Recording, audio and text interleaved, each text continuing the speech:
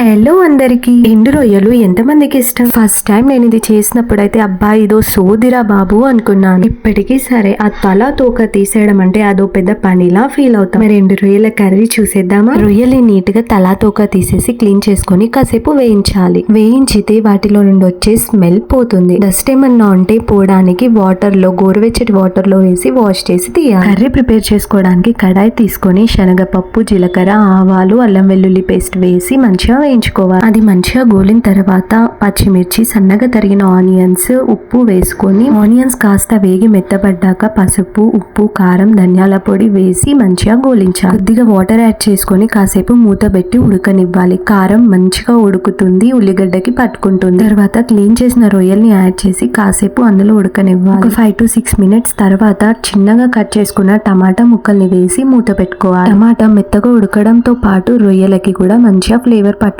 Final గా కొత్తిమీర ఆకు వేసుకుంటే రెడీ. మరి సబ్స్క్రైబ్ చేసుకున్నారా?